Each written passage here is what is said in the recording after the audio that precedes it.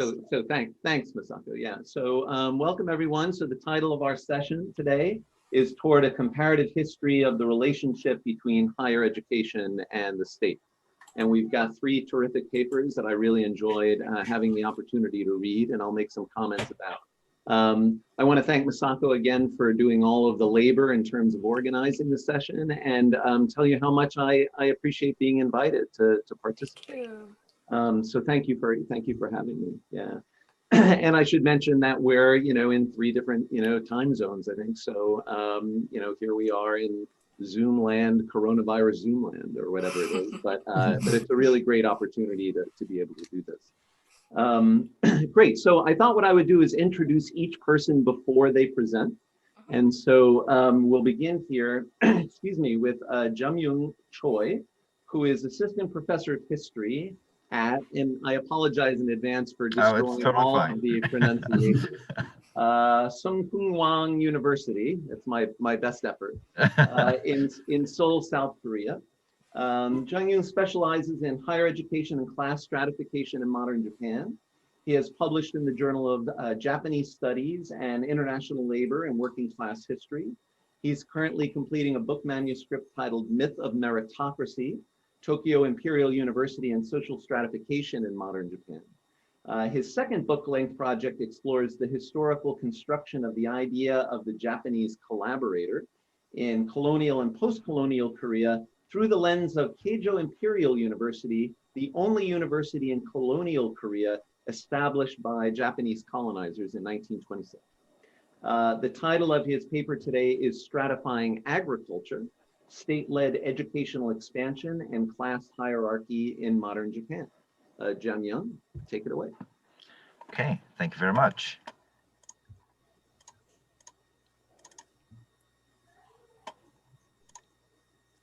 Okay, first, please let me thank you for the opportunity to share my research with you today. My paper is, as already Chuck introduced, Stratifying Agriculture, State-Led Educational Expansion and Class Hierarchy in Modern Japan. I have two questions. The first one is why educational expansion does not destroy class hierarchy. And the second one is what is the role of the state in the story of educational expansion? I argue that Japanese educators in one of Japan's first state schools in agriculture constructed a hierarchy between mental and manual labor.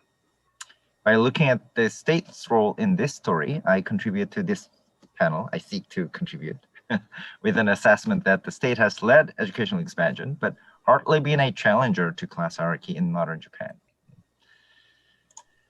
So my prism today is the Komaba Agricultural School, which became the Faculty of Agriculture, Tokyo Imperial University, which I'll call Todai in this presentation, in 1890.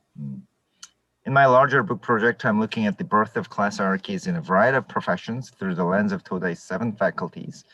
And this is part of my research about Todai agriculture. This school was the brainchild of leaders of 19th century Japan who interested foreign agricultural scientists for the modernization of Japanese agriculture. The Komaba Agricultural School set the standard of curriculum in agricultural education in Japan, which makes this school a useful vantage point onto the formation of occupational hierarchy in Japanese agriculture. This school history goes back to 1874. In 1874, Home Ministry bureaucrats led by Okubo Toshimichi, an architect of the modern Japanese government, established an agricultural training center in Shinjuku, Tokyo, to import agricultural knowledge from the West. And this is the map of the school, and as you can see, this Chinese character means European-style farms. So the 80% of this school farms are European-style farms, and this is Japanese-style farms, and only tiny part of it. So you can see how much they invested for the importation of knowledge through this educational institution. Soon, they hired German agriculture educators who were believed to be the leader of agricultural scientists in the late 19th century. as the instructors of the school and built a new building and farms and changed the name of the school to the Komaba Agricultural School. At this school, foreign educators trained the first generation of agricultural professionals in the state bureaucracies and schools. Graduates of this school became the central workforce in the fledgling Ministry of Agriculture and Commerce, a state control tower for agricultural administration established in 1881. Also, they were precious teachers in the secondary educational institutions for agriculture. During the 1890s and 1900s, prefectural governments throughout Japan constructed secondary schools in agriculture, which attracted sons of cultivators in local areas. Also, Komaba Agricultural School graduates landed technician positions in the agricultural associations, whose central organization, called the Greater Japan Agricultural Association, was established in 1881 and led by Japan's imperial family members and political elites to develop and disseminate agricultural technologies. This organization had branches in all levels of administrative units, namely prefecture, county, and villages, by embracing the support of local landlords. Also, graduates of this school could get jobs at experimental farms in each prefecture, which prefectural authorities established to develop agricultural technologies for better productivity. In sum, we can see the rise of a white-collar sector of Japanese agriculture, which welcomed this newly minted agriculture bachelors at Komaba University, Komaba Agricultural School. The professionalization of agriculture did not just mean the rise of top engineers, tech teachers, and state officials, however. Leaders of 19th century Japan understood that they needed cultivators as well. Already when Home Ministry bureaucrats built the Agricultural Training Center, they envisioned two separate programs, the preparatory and vocational programs on the one hand, and the practice program on the other hand. Students could enter the 2-year preparatory program and advance to the 3-year vocational program afterward, while the practice program was 3-year one. Students attended the preparatory program would join the aforementioned white-collar sector of agriculture, while practice school graduates were supposed to go back to their hometowns and live life as farmers. The stratification within agricultural professions sparked a question. Who should be white-collar professionals and who should be farmers doing manual labor? Founders of the Agricultural Professional Center, Agriculture Training Center, provided their answer by defining the qualifications for the entrance in September 1875. The preparatory program recruited only one person from each prefecture, regardless of their familial backgrounds. Successful applicants must be 13 and 15 years old, which means they graduated from elementary schools and able to pass the entrance examination in English, vocabularies, math, and written Japanese. The practice program recruited from each prefecture one person whose age fell between 20 and 30, notably older than preparatory program entrants. The successful applicants had to be the owner cultivators of a certain size of land or their sons. Its students were supposed to go through a very heavy hands-on training. In 1877, the first year of the school, they spent 6 or 7 hours every day in the farm. For instance, on Monday, they took an agriculture class from 7 to 8 a.m. in classroom, and then went to the farm to learn Western agricultural skills from a German instructor until 11 a.m. And after lunch, Japanese agricultural skills from a Japanese instructor until 3 p.m. And then took a lecture translated into Japanese from German instructor from 3 to 4 p.m. before they called it a day. So roughly 80% of their classroom hours were farming.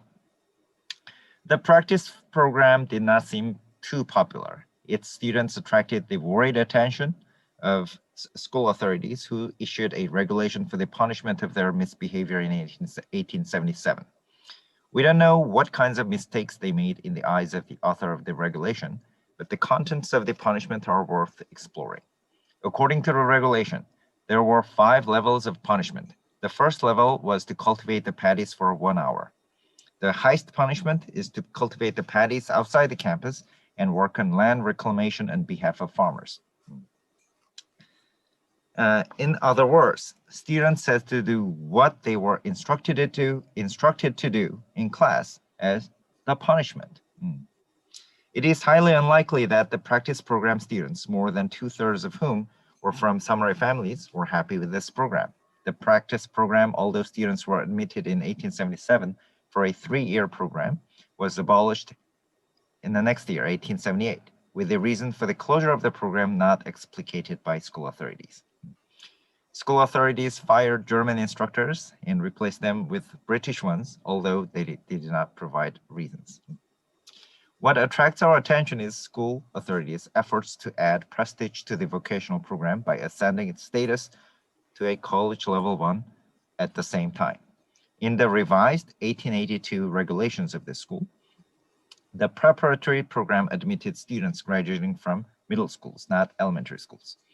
In the same year, the state allowed Komaba Agricultural School authorities to issue bachelor degrees to graduates of this school. In 1886 school system, this school became the Tokyo School of Agriculture and Forest, a tertiary educational institution. In 1890, this program became the Faculty of Agriculture at Todai, Tokyo Imperial University. In other words, the historic rise of agricultural school to the rank of university, which happened for the first time in Japan, did not accompany the collective ascent of agriculture, but the ascent of a certain, and it meant the ascent of a only certain group. Agricultural educators still felt the necessity of farmer education. The practice program was abolished in 1878, but revived as the fast training section of Tokyo School of Agriculture and Forest in 1886. As the school became Todai Agriculture in 1890, the fast training section became the B section of Todai Agriculture. In 1898, its name changed to Practice Section of Todai Agriculture. But the persistence of this farmer education program does not mean the reinstatement of farmers. Under these circumstances, educators' decision to upgrade the rank of the Komaba Agricultural School to university was not challenging class hierarchy between mental and manual labor. Home Ministry officers' vision for the occupational hierarchy in agriculture was expressed with stratification with educational agricultural education programs. By the establishment of 2 different programs at Komaba, the farmer came to be the second-tier job beneath the agricultural professionals. While vocational program educators managed to join Todai as its Faculty of Agriculture, practice program students were left under-respected. In 1877, their program was canceled. While state officers were architects of this hierarchy, it may not be too fair to inculpate only the state for the stigma attached to manual labor. But still, Komaba educators' solution that the state endorsed, that is the upgrade of their school rank, did not reinstate manual labor or protect farmers from popular disrespect attached to manual labor. And the state remained as an opportune manager of occupational hierarchy in agricultural education in the early 20th century. Just like the Komaba Agriculture School's vocational program, the practice section of Todai Agriculture eventually became the center of higher learning in the early 20th century. The practice section became a Tokyo Higher School of Agriculture and Forest in a tertiary educational institution in 1936, when the state wanted to expand higher education and promote agricultural professionals. In 1949, this school became the Faculty of Agriculture at the Tokyo University of Agriculture and Engineering, which this picture represents, under American initiative to expand university education. According to the Alumni Association of this new school, students of this side section were exposed to contempt and negligence from the faculty members as well as the main program students since its the beginning. Taking advantage of state's efforts to expand higher education to meet popular needs and growing economy, disgruntled alumni of practice section who had landed on white-collar positions organized an alumni association and demanded and accomplished the upgrade of their alma mater to the rank of tertiary educational institution. So in this sense, the Japanese state was an opportune manager of higher education who endorsed this aspiration of educators and students to escape from the lower rank and when necessary. The early history of Todai agriculture reveals a clue on why the expansion of education led by the Japanese state did not destroy occupational hierarchy. So my finding in all support recent voices against the actually existing meritocracy or the belief that the expansion of higher education will solve inequality issues in contemporary Japan and the world. Thank you very much. Great, thank you, Jamyung. Yeah, thanks. That was terrific. I really appreciate this point that you raised, that the punishment that the school decides to give is exactly what the students are attending the school to study, right? It's sort of, it's sort of like in American elementary schools, when kids get in trouble, you make them like write the alphabet, which is exactly what you're trying to teach them to learn, is the alphabet, right? It's a terrible idea. Yeah, but it's a really great detail. Thank you. Yeah. All right, so we'll have you stop sharing your screen now. Okay. And then Masako can load up her PowerPoint, and then I will introduce her. Yes, thank you. So let me share my screen. Okay. All right. Great. Perfect. So let me introduce Masako Hattori, a U.S. History postdoctoral fellow at Kyoto University in Japan. Excuse me, Masako received her PhD in history from Columbia University in 2018, where her dissertation was nominated for the Bancroft Dissertation Award. An essay stemming from the dissertation project was a finalist for the 2017 Lewis Peltzer Memorial Award from the Organization of American Historians, and congratulations on both of those. Thank you. Her interests include nations and empires, the military, war and society, education and childhood, social inequality, trans-Pacific history, and U.S. East Asian relations. She is currently working on a book project entitled Gradations of Youth, National Security, Educational Opportunity, and Democracy in the United States, 1917 to 1952, which explores the interrelations between educational opportunity and national security. The title of Masako's paper today is, as you see it, Democracy, Higher Education, and Military Service in the United States During World War I. Take it away, Masako. All right, thank you so much for the introduction. So my talk today is about higher education and conscription in the United States during World War I. And this is part of my current book project, as Professor Dorn just introduced. It's entitled Gradations of Youth, National Security, Educational Opportunity, and Democracy in the United States, 1917 to 1952. And this book examines the ties between educational opportunity and military service that were forged in these years, and which prioritized national security needs over the needs and aspirations of individual youth. One of the questions I address in the book is how the rhetoric of democracy was used by political and educational leaders to justify the mobilization of American youth for national security purposes, and what consequences that had on American youth. So today I'd like to address that question by looking at the years of the First World War. So I'll start by introducing you to three young men who arrived in Cambridge, Massachusetts in fall 1918. These were Tom, Harry, and Ned, all pseudonyms. They appeared in the weekly magazine Outlook in October 1918. So Tom was an 18-year-old prep school graduate entering Harvard College. He had badly wanted to enlist in the military, but had been turned down for reasons he felt were insignificant, so he headed to Cambridge instead. Then the US government announced the establishment of the Student Army Training Corps, the SATC, and this delighted Tom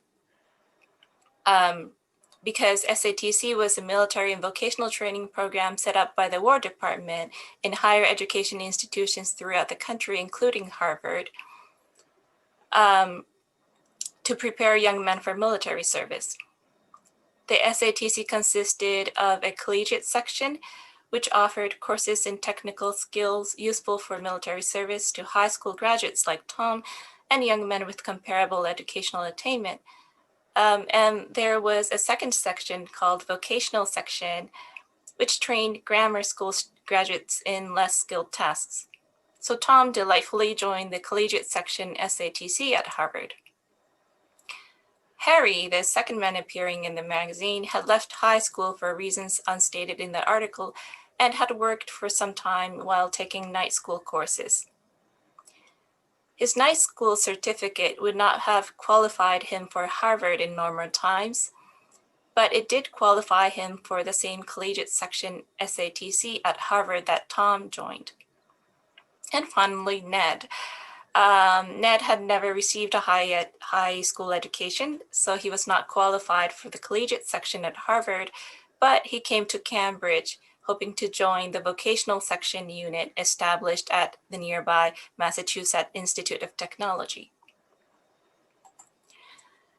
So the author of this Outlook piece praised the SATC as the greatest step forward in democratic education, and maintained that it granted an opportunity for higher education not only to prep school graduates like Tom, who would have gone to college anyway, but also to disadvantaged young men like Harry and Ned. Positive views of SATC's alleged democratic potentiality appeared in other periodicals as well, including this ad you see here, which dubs SATC as the opportunity of a lifetime, in which you could study for free and even get paid for it. Higher education elites were also very excited about the establishment of SATC.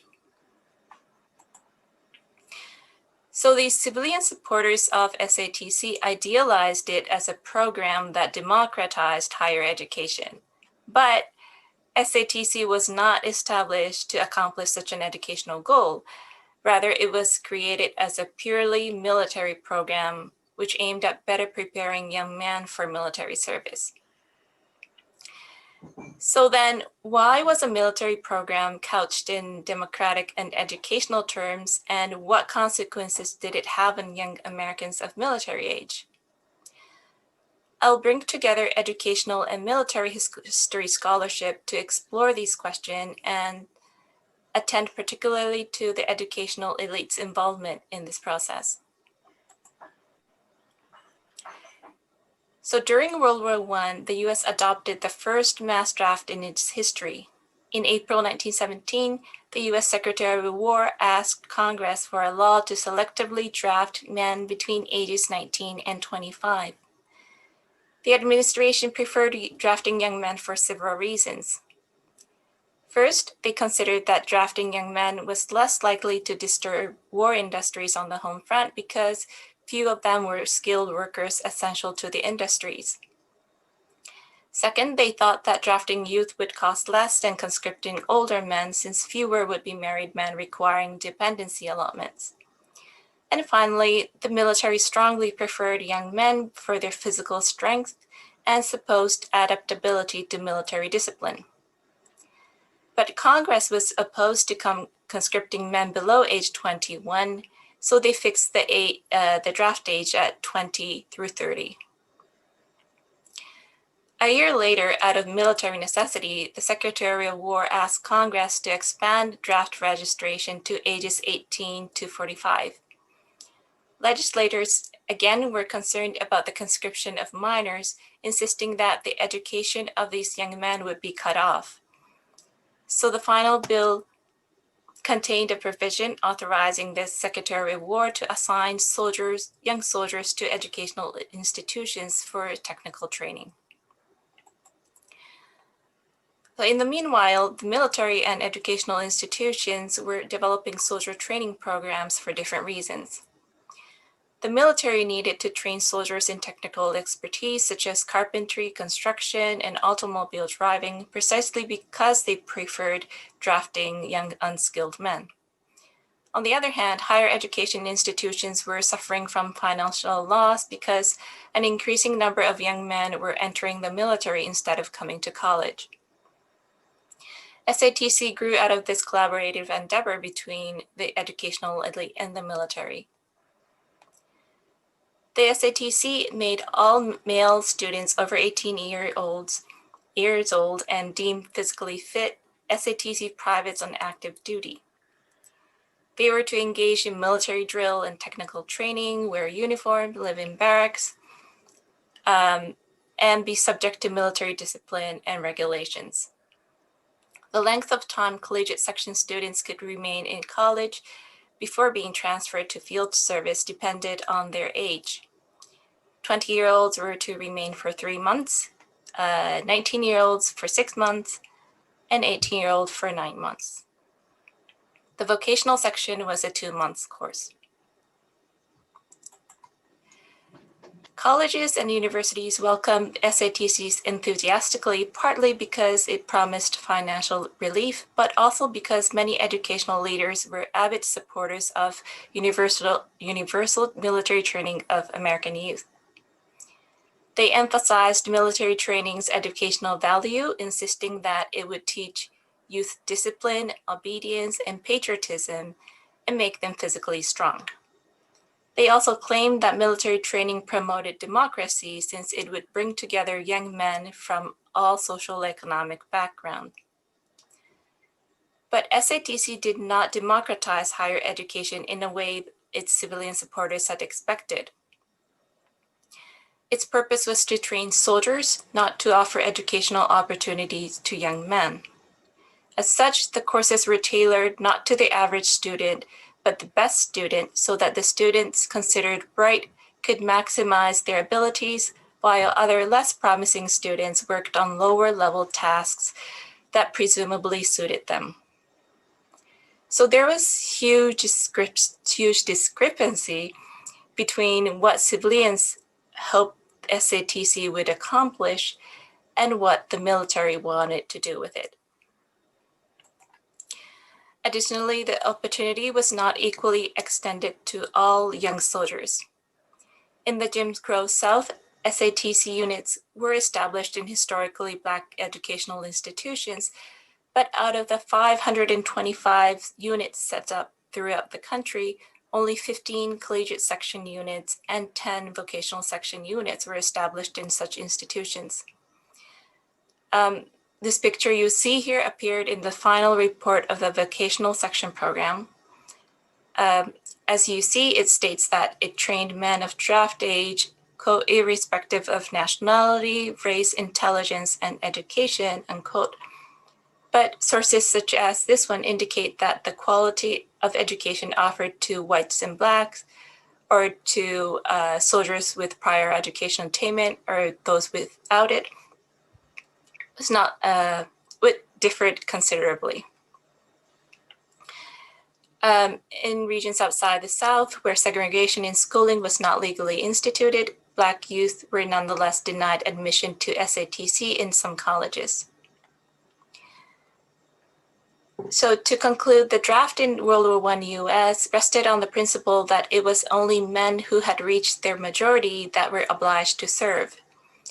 When the war necessitated the conscription of men below age 21, Congress decided that the government should give them an educational opportunity. Civilian educators and others also insisted that a vocational training program funded by the government would democratize higher education. And yet the SATC was a military policy developed purely for military ends. So if we go back to the 3 newcomers to Cambridge in 1918, it was only Tom, the prep school graduate, who actually got into Harvard. Harry and Ned were not admitted to Harvard and MIT respectively, but only to military training courses run by the military that just happened to be established at these prestigious institutions. And their educational opportunity came only after they agreed to be inducted. The courses they studied were determined by the military, and their college life was to last only for several months. And finally, this opportunity was not open to people who were not assumed to serve, such as women, men deemed physically unqualified, and conscientious objectors, and it was only narrowly open to African Americans. The educational elite would continue to be involved in the drive for military training of American youth in the following decades, couching its merits in educational and democratic terms. US historians tend to see the tie between access to education and military service as a more recent phenomenon, especially of the years after World War II. But it originated in the World War years, and the educational elite was a driving force in forging that connection. Thank you. Great, thank you, Masako. Great paper and terrific visuals. Thanks for introducing those to us. It's always I'm always amazed when you see these pictures of campus life and these soldiers sort of marching across campus. It's a telling thing. Yeah. Great, thanks. So our final paper today then will be presented by Óscar J. Martín-García. Óscar obtained his PhD in history from the University of Castilla-La Mancha, Spain in 2006. He is currently a senior postdoctoral researcher at the Department of Political History, Theories, and Geographies of the Complutense University of Madrid. He has previously had fellowships at the London School of Economics, the Spanish National Research Council, and the Aarhus Institute of Advanced Studies. He began his research career in the field of social movements and now focuses on international history. Within this area, he specialized on the US and UK's soft power, public diplomacy, and foreign policy towards the Iberian dictatorships during the Cold War. His work has appeared in Contemporary European History, Cold War History, Contemporary British History, and the International History Review. He is the co-editor of Teaching Modernization, Spanish and Latin American Educational Reform in the Cold War, and Machineries of Persuasion, European Soft Power and Public Diplomacy During the Cold War. The title of Óscar's paper today is The Mission of National Development, excuse me, U.S. Public Diplomacy and Educational Modernization in Franco Spain. Óscar. Thank you very much, Charles, for the introduction. My paper analyzes the United States public diplomacy aimed at influencing the field of higher education in Spain during the 1960s and 1970s. Throughout these decades, the US government deployed a number of informational and cultural programs in order to impact Spanish education on three levels. Firstly, these programs were intended to provide educational aid and cooperation to promote Spanish economic development in a direction consistent to US strategic interests in Spain. Secondly, they sought to encourage reform in the Spanish educational system to respond to the needs of the country's industrialization. Thirdly, they attempted to present the US educational system as an example to follow in modernizing the educational structures in Spain. To begin with, it should be noted that during the 1960s, US public diplomacy in the field of education was part of the broader US strategy to stimulate and guide Spain's national development.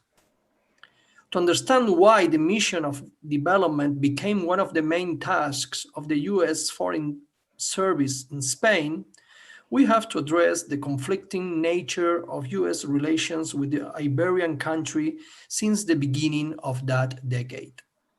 On the one hand, in 1953, the US government and the dictatorship of General Franco had concluded a defensive pact that allowed the American superpower to establish military bases of high strategic value in Spain.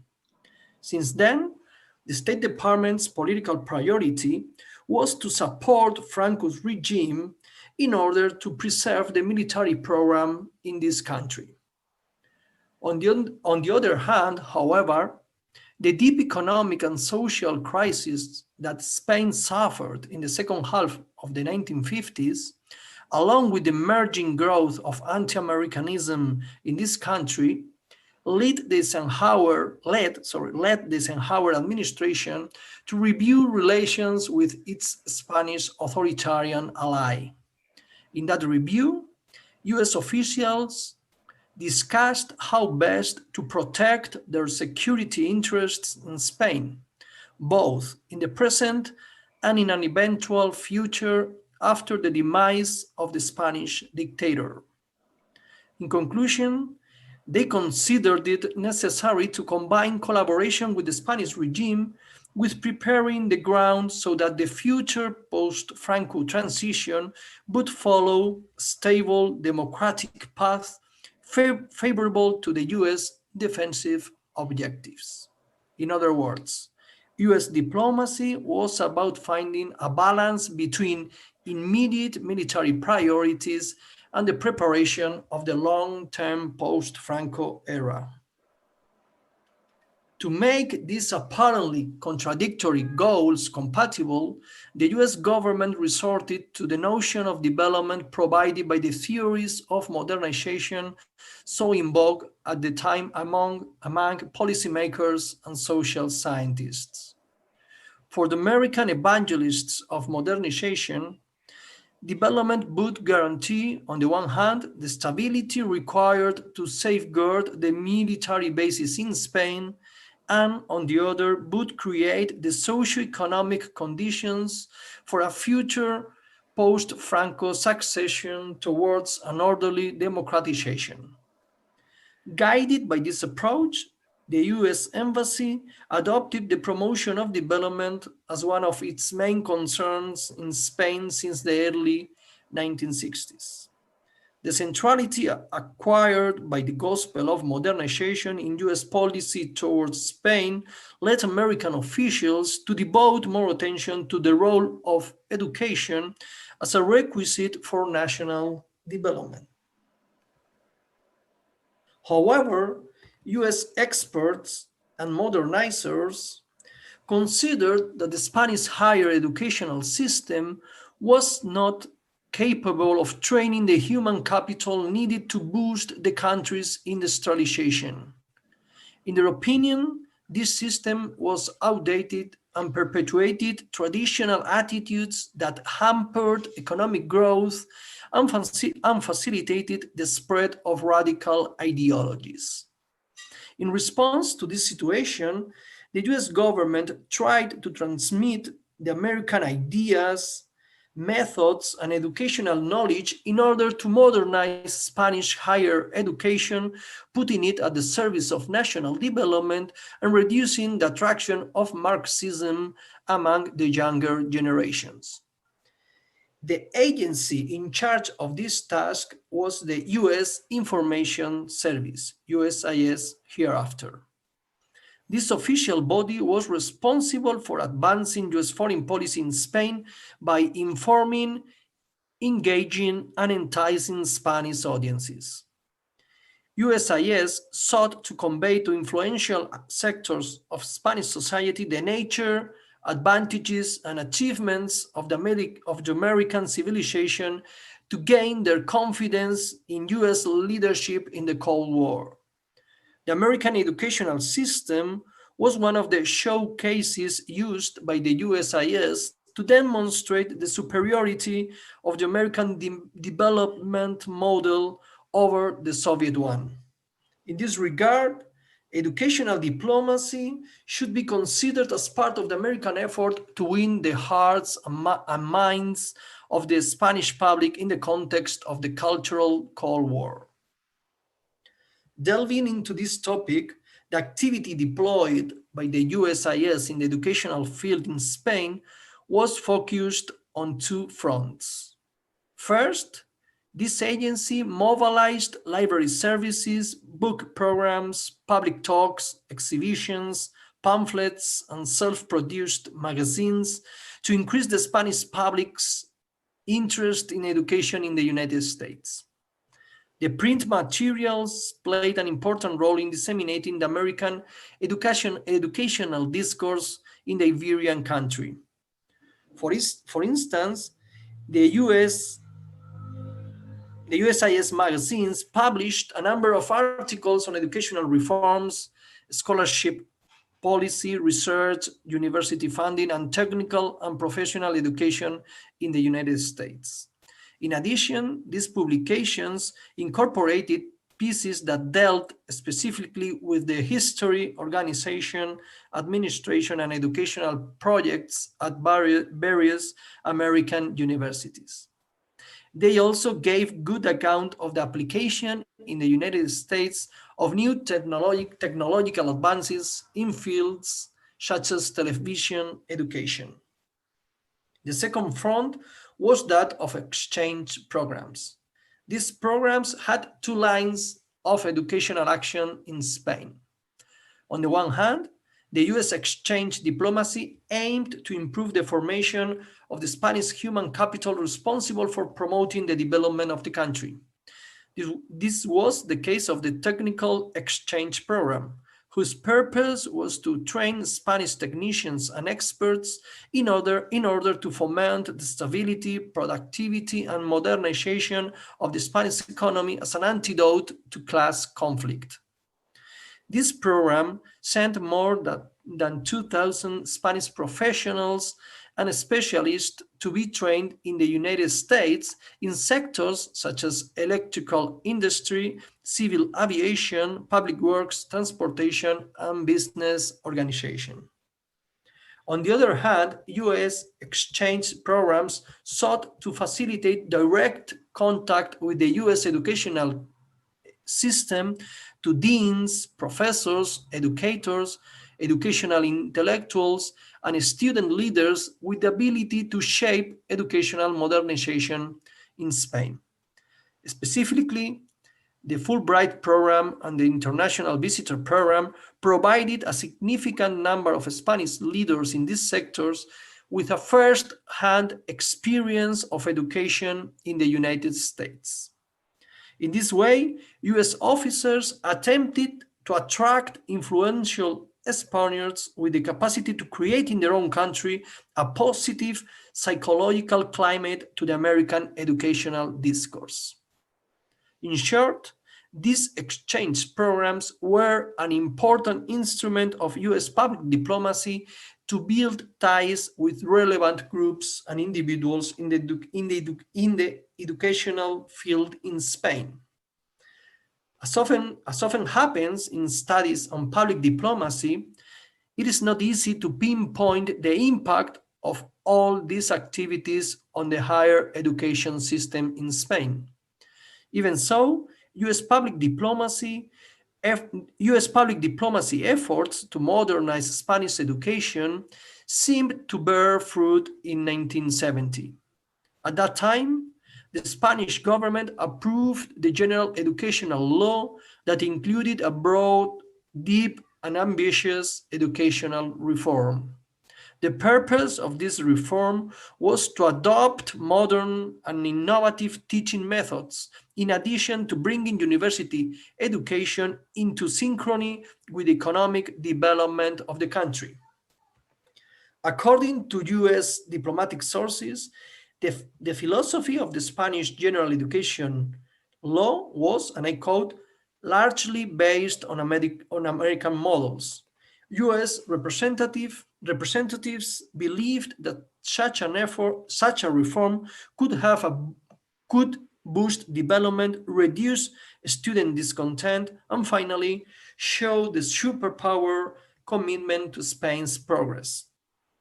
It is therefore not surprising that the American government strongly supported the implementation of the general educational law in Spain. Among other measures, Washington funded several exchange and human capital training programs. For instance, American aid included 264 study grants in the United States for Spanish university professors with the purpose of bolstering the academic and administrative structures of higher education in Spain. For its part, the Ford Foundation provided resources for a scholarship program for Spanish educators who visited the United States in order to learn firsthand about its teaching experiences. In closing, the General Educational Law of 1970 represented an unprecedented effort to modernize the rigid and classist Spanish higher educational system. It entailed, as some authors have pointed out, and I quote, the most important reform in the history of Spanish education in the 20th century. However, the implementation of this law met with strong resistance from students and professors. Both rejected the law because they considered it to be hierarchical and technocratic. They also claimed that educational reform was an imposition of American imperialism.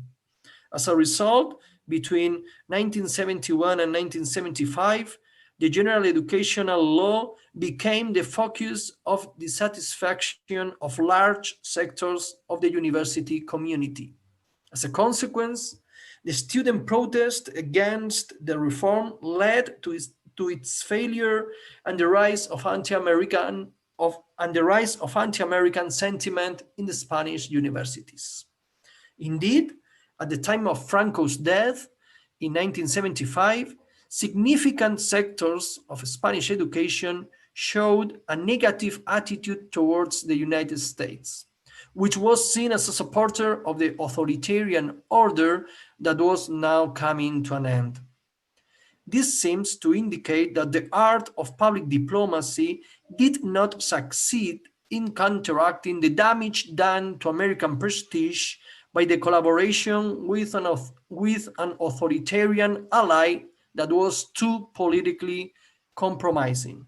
As a conclusion, it can be suggested that the lack of coherence between the US discourse and alliance with the Franco regime undermined the credibility of the US educational diplomacy in Spain. Thank you.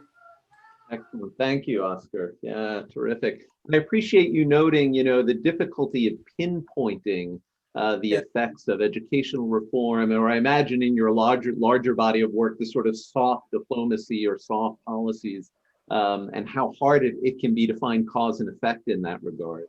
And I imagine the reviewers of your essays keep pushing you to do that, and it's just the nature of the thing, right? Yeah.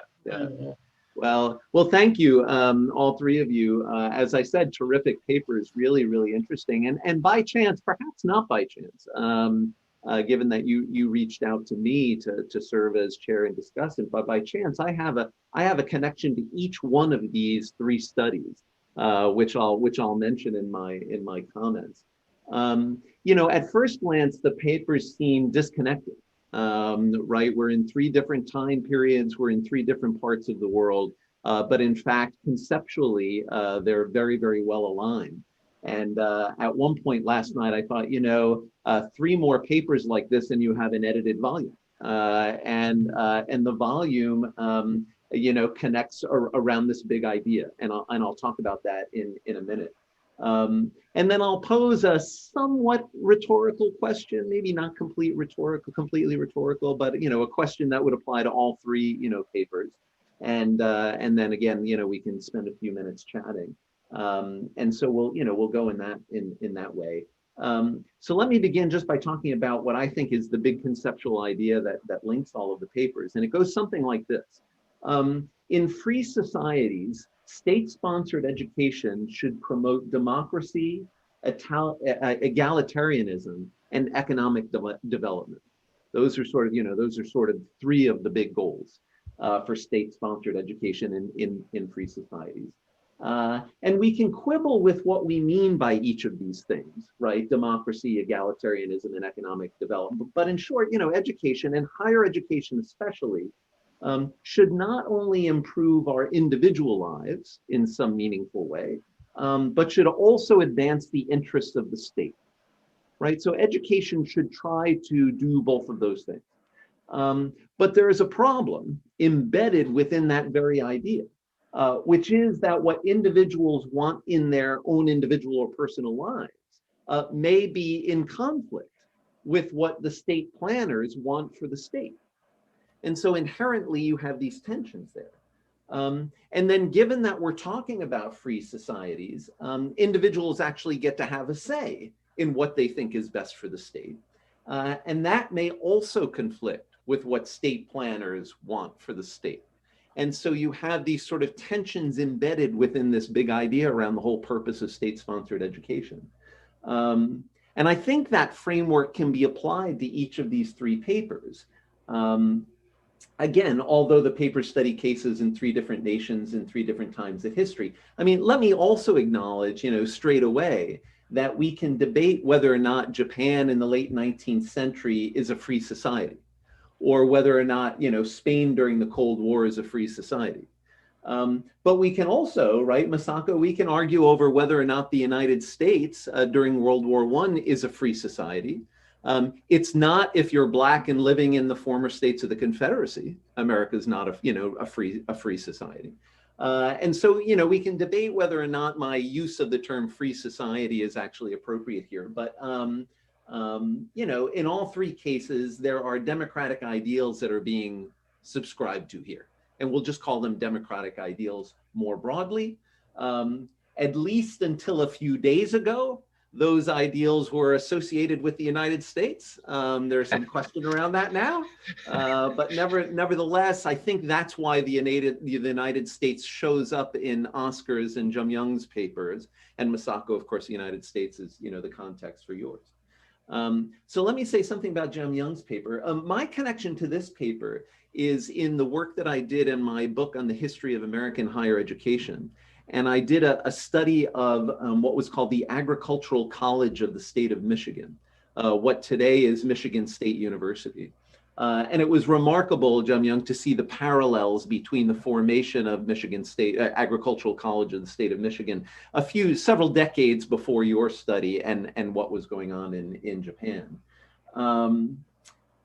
So here's the question, whether you're in the United States in the mid-19th century in Michigan, or whether you're in Japan later in the century, how do you operationalize, how do you bring into effect post-secondary agricultural education in a way that advances the state's interest in increasing agricultural productivity and the economy, for instance, while also providing a higher education that will appeal to individuals because it will advance their personal interests, right? So this goes back to the big conceptual idea. And in Jamyung's case, the state chooses to create tracks. You've got this, what we might call a white collar professional program. And then you have this like blue collar farmers program. Although blue collar isn't, typically a term that we would apply in the agricultural sector in the United States, but it makes sense given, what you're trying to do in the paper. You're making a distinction here between the professional program and like the farmer laborer program. That's the practice, the practice program. And one of the consequences of the choice that the state has made in this case is that it has, by default, whether or not it intended to, it has reaffirmed class hierarchy, right? And so the state is the bad guy here. Because it's done what education is not supposed to do, which is egalitarian democracy sort of stuff.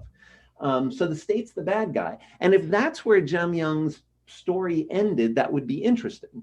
But it turns out that it's more complicated than that, because the practice program involves, for the most part, as you pointed, 8 hours a day working on the farm.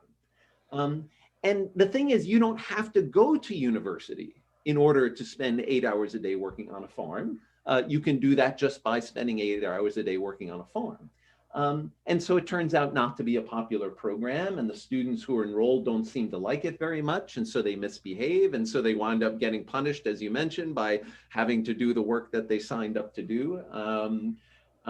So this has very little appeal for those students, because as individuals, they have other interests. That's not really why they enroll, right? And so that program dissolves. And if that's where the story ended, that would be interesting. But it turns out things are even more complicated than that. And you didn't get so much into this in your presentation, but I noted it in your paper.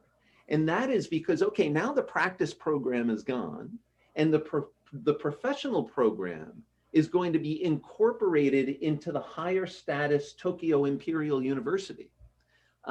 It's not the state this time that's the bad guy. It's the faculty and the deans at the university who are the bad guys, because they think that agricultural program is low status. and they don't want to be affiliated with it, right? And so Yep. now it's not the state that's creating the class hierarchy, it's actually the educated elites in the university who are reasserting the class hierarchy, right? And that makes, I think that makes your story even more interesting, because what it does is it turns it from the sort of traditional tale of the heavy hand of the state reasserting class hierarchy into something much more interesting. The supposedly democratic and egalitarian faculty at Tokyo Imperial University are actually the ones who are participating in reaffirming state hierarchy. And I just think there's a lot to work with there. So I really enjoyed that part of the paper especially. So Masako's paper, my connection to this paper is actually through my first book, which was my dissertation. And it examines education, including higher education, during the Second World War in the United States. And as a part of that, I went back and took a look at some of the things that were occurring at colleges and universities during World War I, including the Student Army Training Corps, which I also find to be a really interesting sort of case in the way that the state enacts its agenda through the military on college and university, campuses. And we should note here also, and I noticed this, Masako, in the newspaper. No, it was from the Outlook, right? The page that you had from the Outlook. It lists a bunch of higher education institutions at the bottom, the names of them, and they're all in Pennsylvania, as it turns out. But what I was looking for was a distinction between the public institutions and the private ones. Because I actually think there's a distinction to be made here in terms of what the Student Army Training Corps does at a private for-profit institution versus a public institution. It's just an aside, but it's something worth thinking about. And so what Masako demonstrates is that the military training programs like the SATC, and there were other ones during World War I, and they gave birth to others during World War II, that they were in fact military training programs. They were not, as Masako points out, as was described at the time, higher education opportunities that would result in a more educated populace, for instance. That is not what they were. At best, they engaged in technical skill development. Again, it's exactly what is stated in the document that you shared. It might be free, but it's technical skill development. And of course, those were skills that were needed to prosecute the war. I mean, those were skills that were for that particular purpose. The fact that they were held on higher education campuses was simply a logistical choice. Due to the draft age, there was room on these campuses, and without the federal subsidy the state provided to the college or university for hosting the programs, many of the private not-for-profit institutions would have gone out of business. And that's why I'm raising this issue around the private not-for-profit versus the public. Were the public universities, which hadn't expanded yet, right? That doesn't happen until after World War II, but certainly they exist. Were the public universities free from having to maintain ties with these programs because they received a public subsidy from their various states? And so we're not going to go out of business. Whereas the private not-for-profit places really would have gone out of business if they didn't have something to replace the male students who had gone off to war, which was this federal subsidy to sponsor and host these programs. There's an interesting distinction, I think, that might exist there.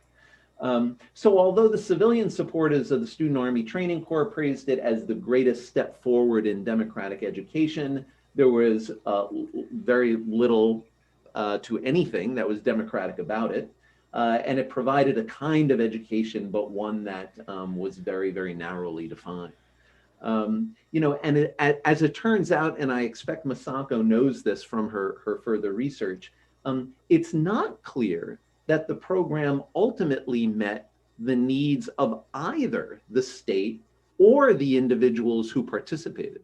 I think I remember reading some evaluations of the SATC that said essentially it was a good place to store recruits before you ship them off to the battlefront. That not a whole lot was learned in those programs. I mean, you have that one nice picture of the students learning how to pour concrete. I'm pretty sure they could have learned how to do that in the field, right? That they didn't have to go to the University of Colorado to learn how to pour concrete. It's a little bit like Jamyung's farmers in the practice program, who probably don't have to go to university to learn how to, hoe a paddy or something like that. And so, there is a question then in your study, Masako, as to whether or not this so-called democratic education met the needs of either the state or the individual students who participated. It may be that it was just a complete failure.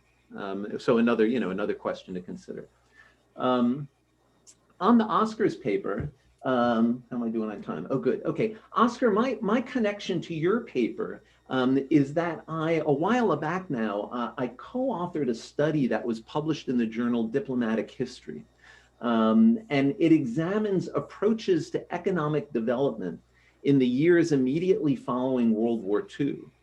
And what my co-author and I found was that when first established, the World Bank had no interest in funding educational projects.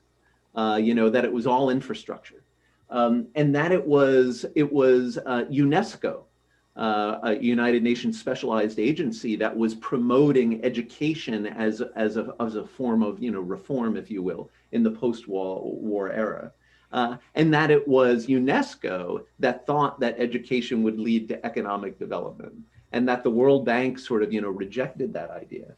And it was only over time, with the development of, as you point out in your paper, human capital theory. It was nice to see Gary Becker's name, in your work. It was only over time that the United States becomes committed to education as a form, or even a prerequisite, if you will, for economic development. So for me, it was wonderful to read your paper and to see how education had become it's very much front and center in terms of the economic development, the human capital policy that's occurring in this Cold War era. So that was it was great for me to be able to read your paper and to see sort of, what the next stage of that development was. But the thing that really stood out for me in your paper were what I saw as the tensions and the puzzles and the dilemmas that were embedded in this US-Spanish effort during the Cold War era. Now, you have a particular goal for the paper and a set of reasons for writing it. So my sort of comments here may or may not be helpful in terms of what you're seeking to accomplish. But I thought for our purposes, it would be helpful just for me to point some of these things out. And so here's the first one, and it relates primarily to elementary and secondary schooling in the United States. I'll talk about higher education in a minute. But here's what I find interesting. So the Americans believe that the Spaniards have to adopt what you call a development mentality.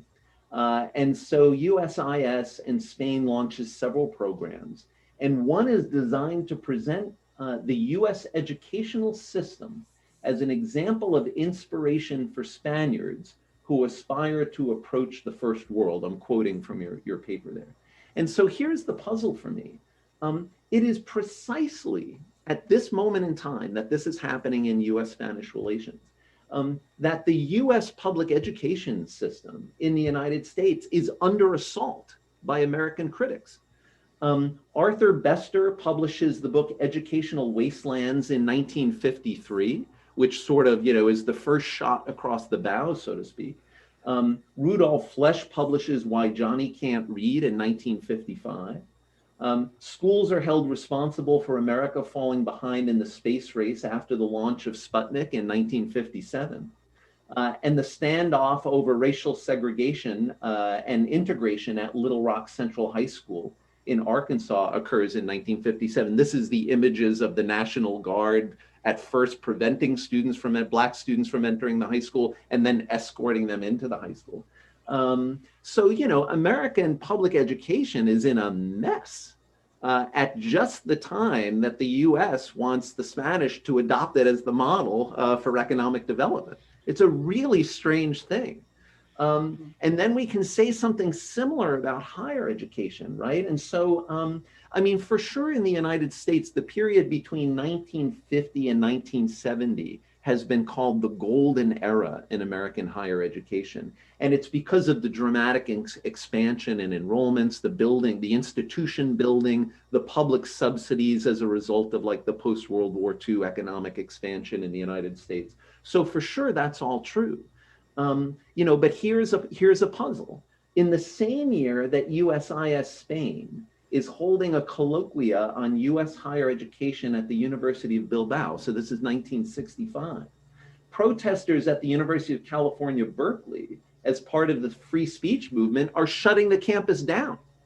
And they're shutting it down, this is what I find amazing, because they object to higher education being treated by the state as an institution of economic development, which is exactly the goal that USIS and Spain has, to treat higher education as an engine of economic development, right? So Mario Savio is out in California saying, you got to stop the machinery. You got to throw your body on the gears and stop this from happening. And yet the United States is holding this up as the model, to the world, so to speak. You have another example. In April of 1969, the Institute of North American Studies in Barcelona hosts a lecture by the director of the California State College program in Madrid entitled "The Educational System in the American University." Again, this is being held up as a model for what Spain should do. And yet, like a year later in the United States, 4 students are shot by the Ohio National Guard on the campus of Kent State University. And so I found it fascinating that, that you mentioned one of the goals of the US Spanish effort here is to basically I forget the term you used, but it was like to quell student dissatisfaction or to quell disruption. And at the same time, the United States, right, is shooting students because they're protesting on campus. And so it doesn't surprise me at all that it's in, 1970, essentially, that the Kent State Massacre occurs. And this general law that you're writing about in terms of education which is passed in 1970, is not going to succeed. Because ultimately, it's the student protesters on American campuses who are going to disrupt the state's effort to use higher education as an engine of economic development. And then you have a very similar experience in Spain, right, with higher education student protesters doing that, but also saying, this is an effort to import American imperialism.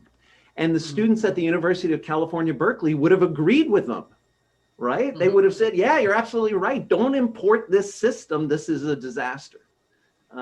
And so, it would be a little bit like me coming to you all today and saying, look, you should model your democracies on the United States because we really know how to do peaceful transitions of power, right? And it's like, come on, give me a break. There's no way. And so it's just fascinating to me that the policy elites, if you will, and the diplomatic elites are crafting these policies and these programs and these models that are somehow like disconnected from the reality of what's happening on the ground when it comes to education in the United States. So those are my comments. If I have one big question, and I imagine, you have all considered this already for your projects, but it's like, in each case, how is it that the history that you're studying matters, right? What are the implications of the history that you're studying for our understanding of this larger conceptual question about the relationship between the state and education and higher education in particular? What does it tell us that we can use to better understand the nature of this relationship, both in the past, but also in terms of the present and what we might think about the future? So again, that's a bit of a rhetorical question, but it's always a good one for us to ask ourselves about our our work. Yeah. So that's what I've got. I'd be more than happy to answer any questions that any of you have, or if you have questions for each other, we could do that. However you'd like to proceed. Well, those are all really great suggestions and questions. Thank you so much. Sure. I guess the last question is a huge one. We need to do some collaborative work, Jamyung and Óscar, to answer that question. Yeah. So I guess I'll start because I started. Oh, But okay. I'll start with just the very small thing. The ad that I showed wasn't from the Outlook. It was actually from a newspaper published in Pennsylvania, which is why the colleges listed there were Pennsylvania. Pennsylvania. Okay, great. Yeah. I should have cited the source, so my apologies. But I really appreciate your point on the distinction between public and private institutions, because I hadn't actually thought about that. And it's true, there must have been like difference in financial sources, resources, and the way they wanted to connect with the state for various reasons. So I definitely need to look into it. And I also really appreciate your second point on whether SATC actually met the expectations of either the state or students. I would add whether it met the expectations of the educational institutions, whether any of these actors were satisfied by what was done through SATC. Yeah. It's actually hard to nail down because the program existed for such a short period of time. It officially was launched in October 1918. The war ended in November 1918. So it was just a few months that the program existed. But some of the university professors or administrators or educational associations got dissatisfied by the way they were treated during World War I and after the war. So that actually motivated them to create or establish educational associations to deal with the state in a better way. And that actually, so for example, associations like American Council of Education that grew out of World War I, and it did a lot of things during World War II to benefit educational institutions.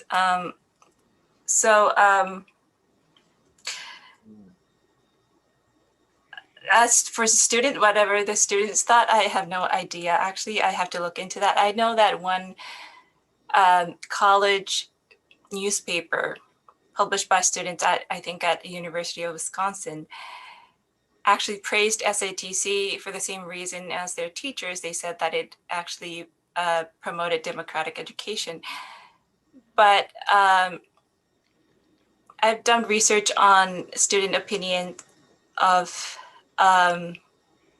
similar military programs in World War II, as well as Reserve Officers Training Corps in the interwar years.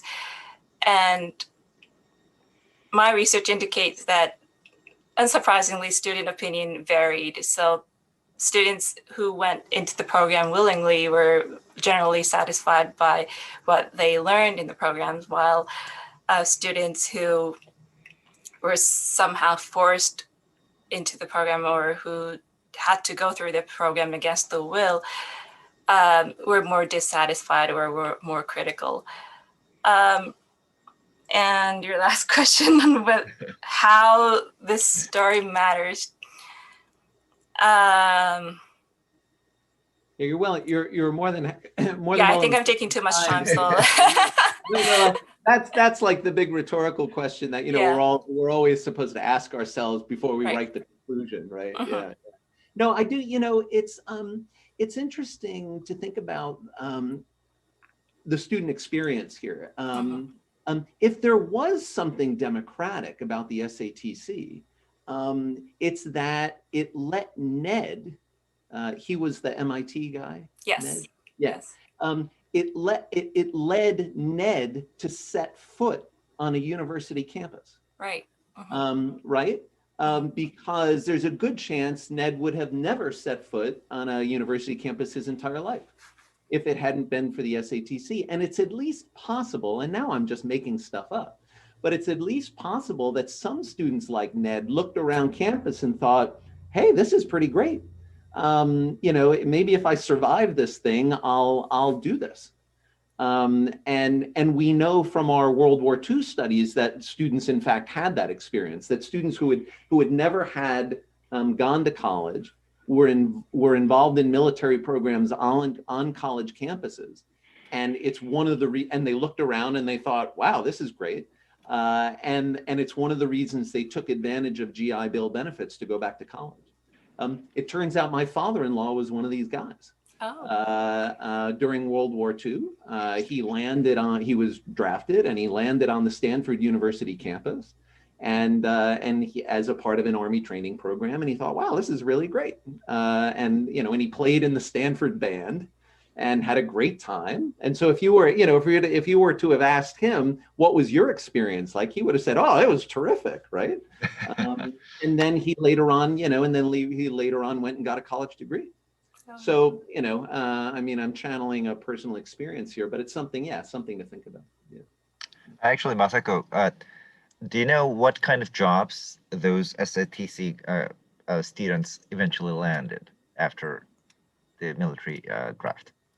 No clue, but that I think is a great question. I wonder if the military or the Office of Education or some office took record of what they're doing after the war. Yeah, that's a great question. Thanks. Actually, what the reason why I'm asking is, as for the practice program of Tokyo Imperial Todai's agriculture, actually landed on some minor white-collar positions. And that's actually the beginning of the upset. They got a good job, but they think the education is not appropriate for them. And then they actually began to ask for the upgrade of the rank, and which actually came true when the state actually found necessary or useful. Yeah, Jamyung, you know, what I found in Michigan, which I thought was interesting, is that most of the students who graduated from the Agricultural College of the state of Michigan didn't go into agriculture. Yeah, actually, yeah. Right? They used the opportunity of this low-cost, easily accessible institution to get a college degree. And they did whatever they had to do, you know, in order, you know, related in order to get that. Yeah. And then they went off and did all sorts of other things. You know, they weren't interested in agriculture at all. That's actually what's happening in the.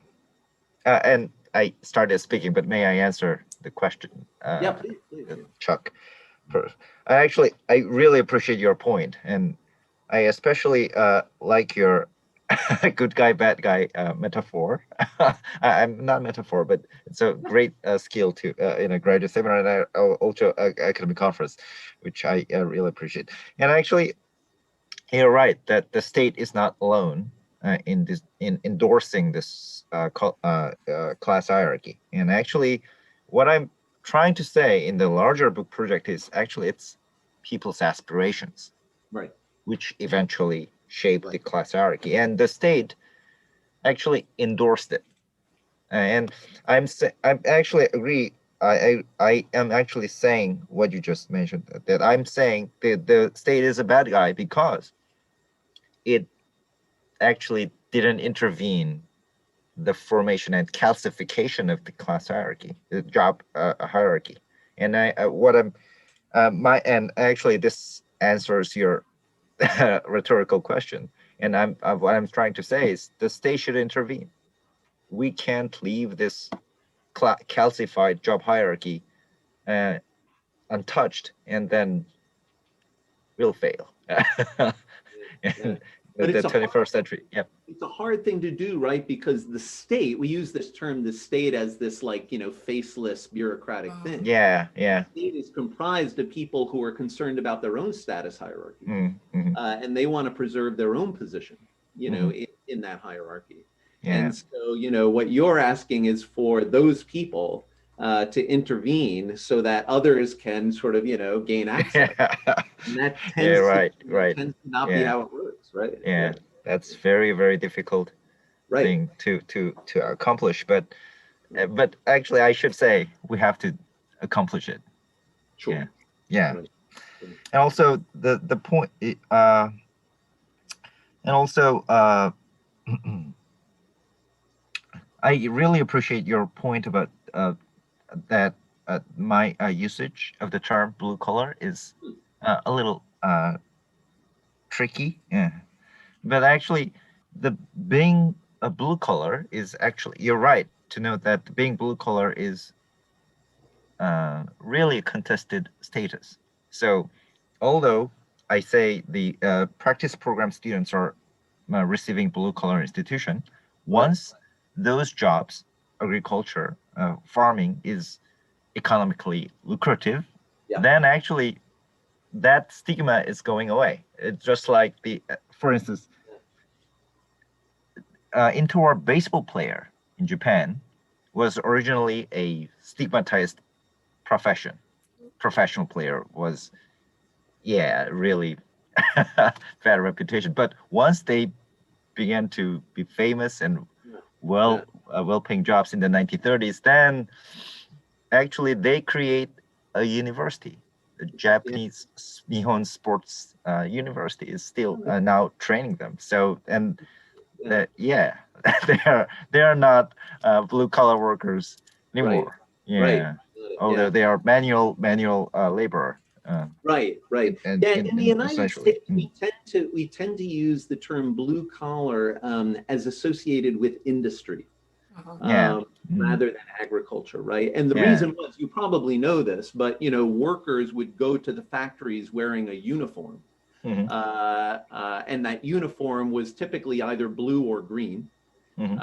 And so the blue collar workers were the workers who went to the factory wearing their smocks or their uniforms that had the blue collars, right?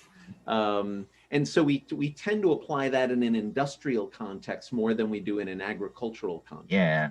I'm not sure what it would be. Maybe in the United States it would be these overall things that Actually, I'm trying to challenge the common usage of the blue collar as a term. Yeah.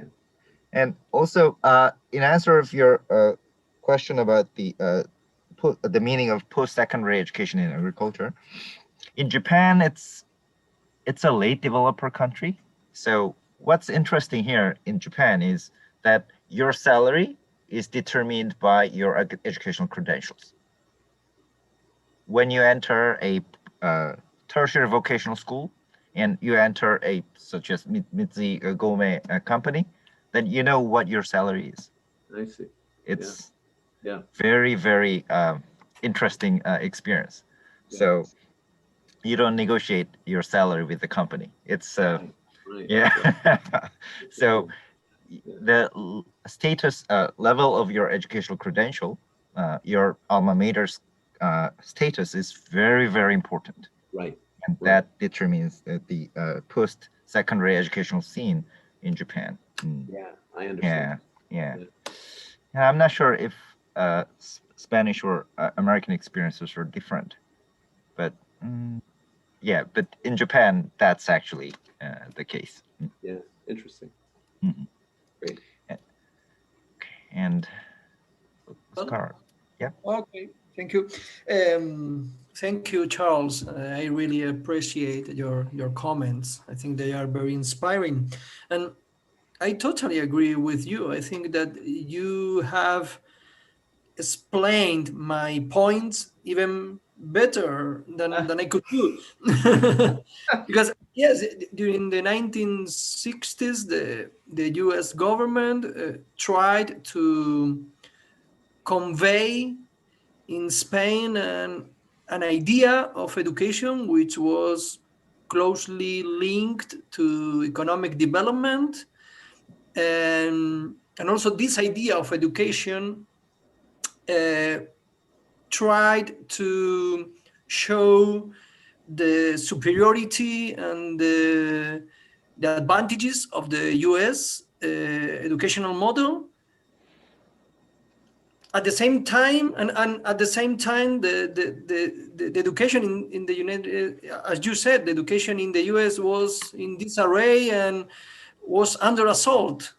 Absolutely. So we have here a contradiction, and I think that this contradiction is one of the main reasons why the US educational diplomacy failed in Spain. Because, I mean, Spanish students and professors, they could see what was going on in the States. So this contradiction was impossible to resolve for the US officers. Right. And yeah, you're right that perhaps I should pay more attention to the internal situation in the US universities. But this is a problem that we usually have when we do research on international history, that we concentrate on the foreign policy and we don't pay attention to domestic affairs. And Sure. Right. I think that you were right. And trying to respond to your final question,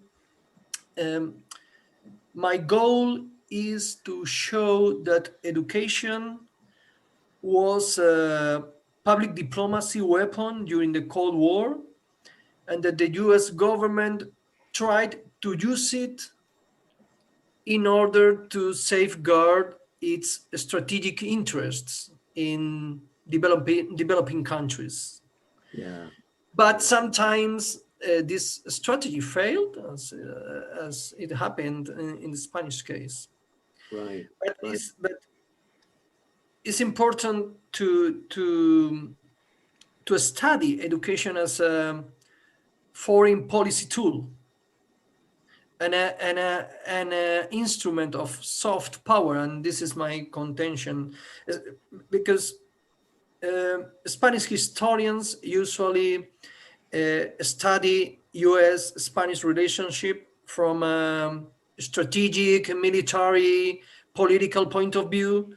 And I think that this new approach from cultural studies, this approach which pays attention to public diplomacy, could help to have a new perspective in these relations. And this, as I understand it, is in many ways a transformation in the field of study. That the shift from the sort of hard diplomacy and politics to better understanding the nature of soft power is a direction that the field is going. So I mean, I think your work is way out in front on that. Yeah.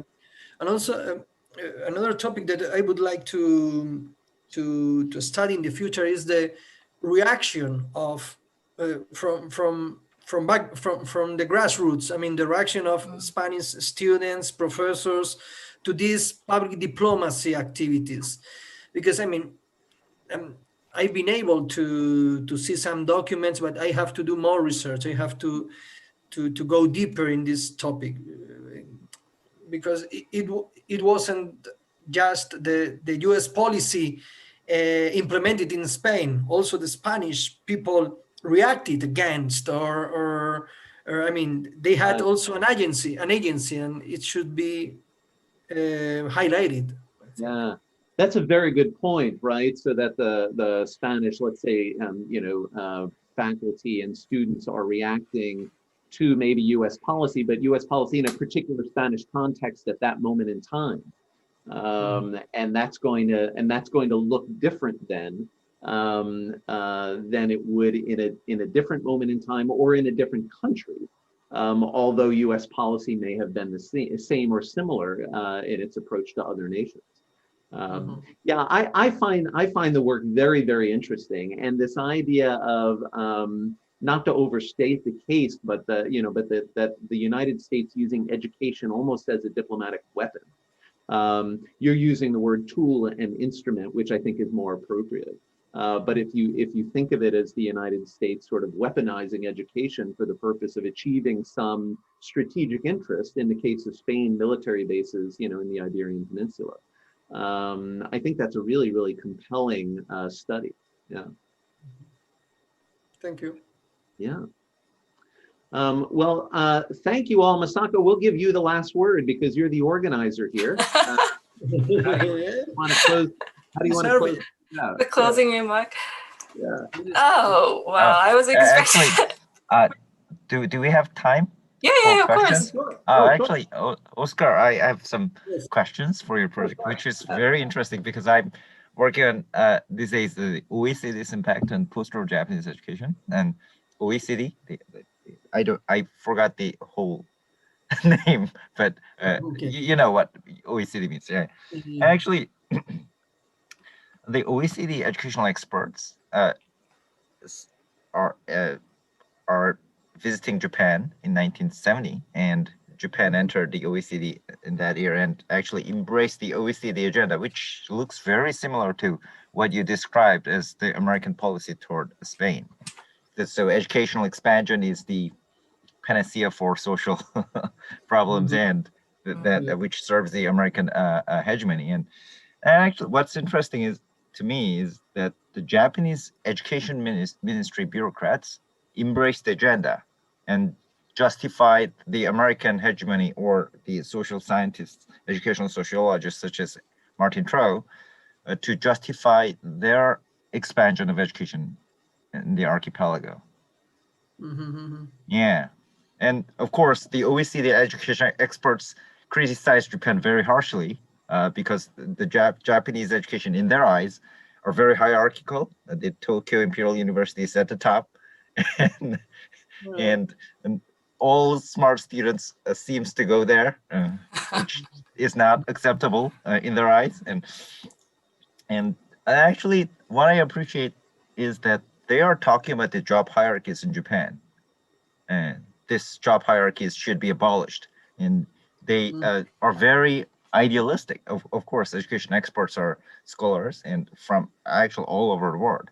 But what happened eventually is the Japanese education bureaucrats embrace the idea and never touches the educational hierarchy and expand the hierarchy. And yeah, and so I was wondering what the Spanish education ministry's bureaucrats moves here, their strategies to they're not just recipients of the American educational experts. They have their own rationales, and I was wondering what are their strategic goals. Yep.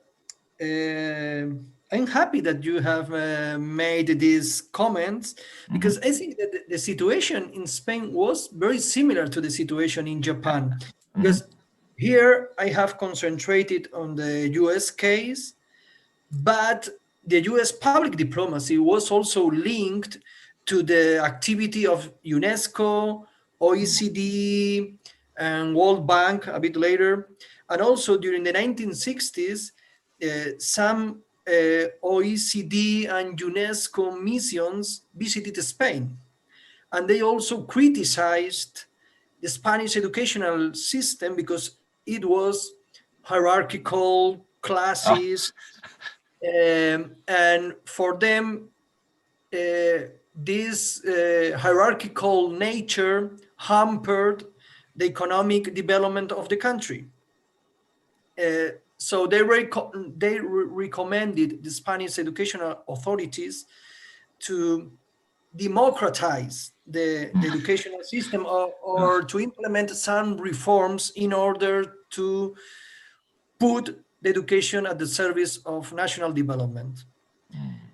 And the Spanish bureaucrats embraced this idea, but only because it was consistent with their agency, with their authoritarian agency, because at this time they were trying to perpetuate the authoritarian regime in Spain, and they thought that economic development was a good instrument of legitimation.